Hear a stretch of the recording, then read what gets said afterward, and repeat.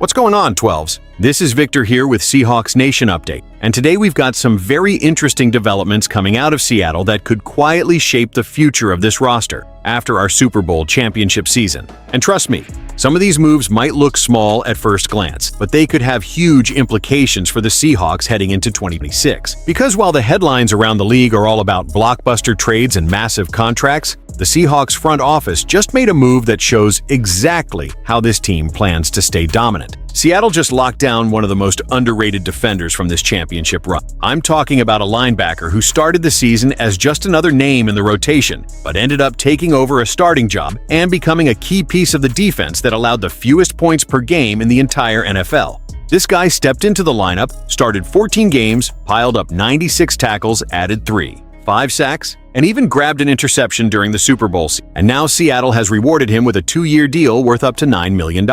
And honestly, 12s, this move tells us a lot about how Mike Macdonald wants to build this defense moving forward. Fast linebackers, violent tacklers, high motor players who can blitz, cover, and fly sideline to sideline. It's exactly the type of identity that helped Seattle finish the season with the #1 scoring defense in the NFL. But while the Seahawks are locking down important pieces on defense, there's a completely different storyline developing, and it involves one of the biggest heroes of the Super Bowl. Because right now, there's a real possibility that Kenneth Walker III could test the free agent market. And the numbers being talked about around the league are massive. Some projections have his next contract landing somewhere between $12 and $16 million per season. And look, after the season he just had, can you blame him? But here's where things start getting really interesting. Because if Seattle decides that price is too steep, there's already buzz around the league about a potential replacement who could step right into this offense and keep the engine running. We're talking about one of the most explosive dual-threat running backs in football. A guy who just put up 1,399 total yards from scrimmage and 13 touchdowns, including over 100 rushing yards, while also a dangerous receiving weapon out of the backfield. He's the type of back who can stay on the field for all 3 downs, break big runs, catch passes, and completely change the rhythm of an offense. And here's the crazy part. Last season, he finished with 28 explosive runs of 10-plus yards, not far behind Walker's 33 big plays. Which means if Seattle were forced to move on, this player could realistically become the next centerpiece of Hawks' ground game. So now the big question for the front office becomes, do you pay big money to keep the Super Bowl MVP in Seattle?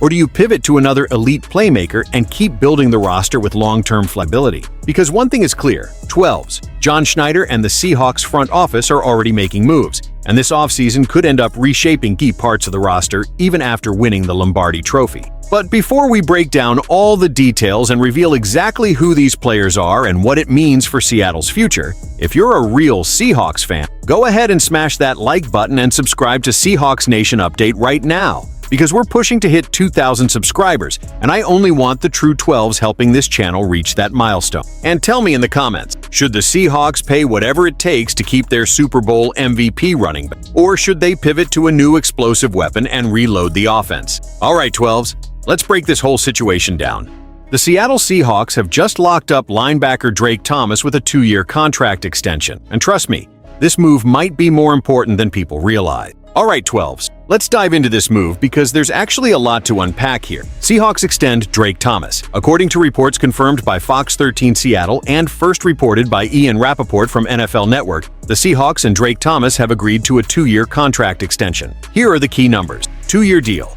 $8 million base value, up to $9 million with incentives that averages about $4 million per season. And honestly, when you look at the production Thomas gave this defense last season, that might actually be one of the better value deals Seattle signs this offseason. Why this deal matters. Drake Thomas was originally set to become a restricted free agent where it begins. For anyone who doesn't follow the contract side of the NFL closely, restricted free agents are players who can receive offers from other teams, but their current team has the ability to match the offer or receive draft pick compensation depending on the tender. Seattle could have gone that route. Instead, they chose something smarter. They locked him in early with a multi-year deal that keeps him in Seattle through 2027, while also avoiding the risk of another team trying to steal him. And honestly, after what he did last season, that makes a lot of sense. Drake Thomas was huge for the defense. Let's talk about the numbers. During the Seahawks Super Bowl championship season, Drake Thomas started 14 games, and he put together an extremely solid stat line. 96 total tackles, 5 sacks, 1 interception.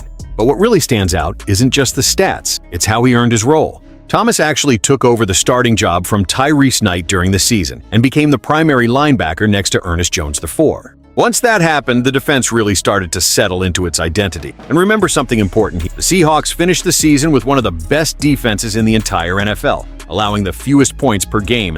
When you're part of a unit performing at that level, keeping your core players together becomes a priority. Why the contract value makes sense. Now let's talk about the money, because this is actually where the Seahawks front office did a great job. Thomas's contract averages $4 million per year. For comparison, a second-round restricted free agent tender would have cost around $5, $8 million for just one season. So instead of paying more for 1 year, Seattle locked him up for 2 years at a lower average price with incentive upside. That's the kind of smart cap management that helps championship teams stay competitive for multiple seasons. The Seahawks still have more decisions coming. Even though Drake Thomas is now locked in, the Seahawks still have several restricted free agents to deal with. Some notable names include Jake Bobo, Cody White, Brandon Pilley, Brady Russell, Chris Stoll, A.J. Finley. So the front office still has some roster decisions ahead as the new league approaches. But locking up Thomas early gives the team stability at linebacker, which is a big deal for defensive consistency. My take as a Seahawks fan. All right, 12s, here's my honest opinion. I love this move. Drake Thomas might not be a household name across the NFL yet, but Seahawks fans know exactly what he brings. High motor, smart defensive instincts,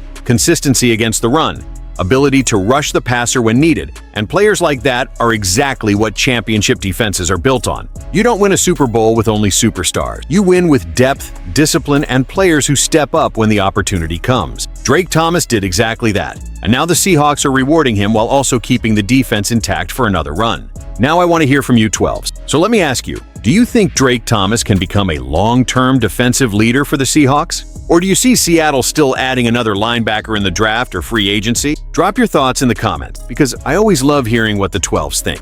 Let me ask you something right away. What if the Seahawks actually lose Kenneth Walker III in free agency? Yeah, I know. Just hearing that sounds crazy. This is the guy who has been one of the most explosive running backs in the NFL, and a huge part of Seattle's offensive identity. But according to reports, his next contract might be way more expensive than Seattle is to pay. And if that happens, the Seahawks may already have a replacement in mind, a player who just put up almost 1,400 total yards and 13 touchdowns last season. And trust me, this guy is dangerous. So today we're going to break down why Walker might leave Seattle, how much money he could command in free agency, and why we already have a name that could become the next Seahawks running back. But before we dive in, real quick, Seahawks Nation. If you're a true 12, smash that like button and subscribe to Seahawks Nation Update right now, because we are pushing hard to reach 2,000 subscribers. And listen, only real Seahawks fans are allowed to subscribe. If you bleed blue and green and believe this team is building something special, hit that subscribe button and join the family. All right, let's get into it. The Kenneth Walker situation. Right now, the biggest storyline surrounding the Seahawks offense is the future of Kenneth Walker III. Walker is scheduled to hit free agency next, and that alone already puts Seattle in a tough position. According to Albert Breer, a senior NFL writer for Sports Illustrated, Walker's market value could land between $12 million and $16 million per season. That is elite running back money. Now think about it from Seattle's perspective. The Seahawks have historically been careful about paying big contracts to running back. The league has changed, and most teams prefer investing that kind of money in quarterbacks, defensive linemen, pass rushers, and corners. So if Walker's price tag really climbs toward $15–16 million a year, Seattle might have to make a very difficult decision. And if they do decide to move on, there's one name already being discussed as a potential replacement. The possible replacement. During an appearance on Seattle Sports Radio, Charles Davis from CBS Sport mentioned an interesting possibility. And that name is Travis Etienne Jr. Yes, the former Jacksonville Jaguars running back. And according to Breer, Etienne could be the clear-cut number 2 running back in free agency, right behind Walker himself. But here's the key difference. While Walker could cost up to $16 million per year, Etienne might come in closer to $10 million annually. That's a huge financial difference for Seattle. Etienne's production is legit.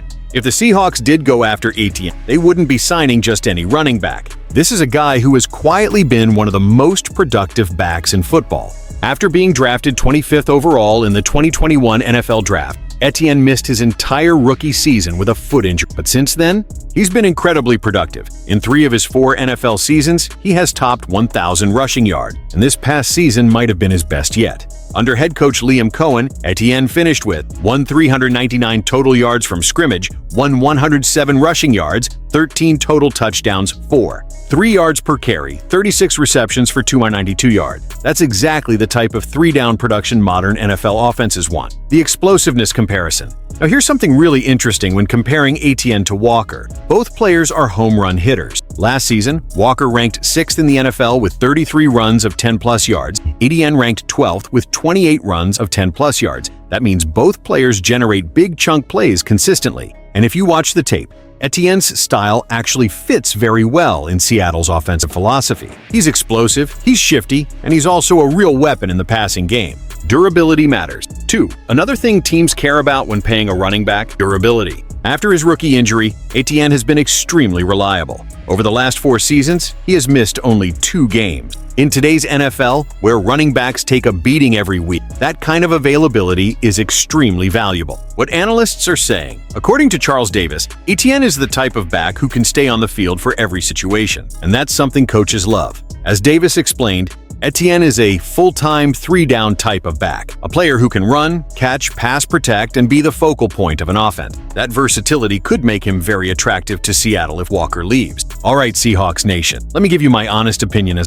losing Kenneth Walker would hurt, no doubt about it. His explosiveness, his cutting ability, the way he can break a 60-yard run out of nowhere, that's special. But if the price really jumps into that $15 to $16 million range, the Seahawks might have to think about the long-term roster balance. And if that happens, signing Travis Etienne for around $10 million per year could actually be a very smart move. You'd still get explosiveness, big playability, receiving skills, durability, and possibly more financial flexibility to improve the rest of the roster. Now I want to hear from you, Seahawks Nation. This is the big question.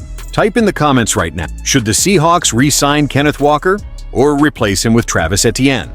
Option 1, pay Walker whatever it takes. Option 2, let Walker walk and sign Etienne. I'm really curious to see where Seahawks fans stand on this. And if you enjoyed this breakdown, don't forget, leave a like, subscribe to Seahawks Nation Update, because we're on the road to 2,000 subscribers, and I want only the real 12s joining this community. And trust me, with free agency coming, huge Seahawks news could drop at any moment. So stay tuned. This is Victor, and I'll see you in the next update. Go Hawks!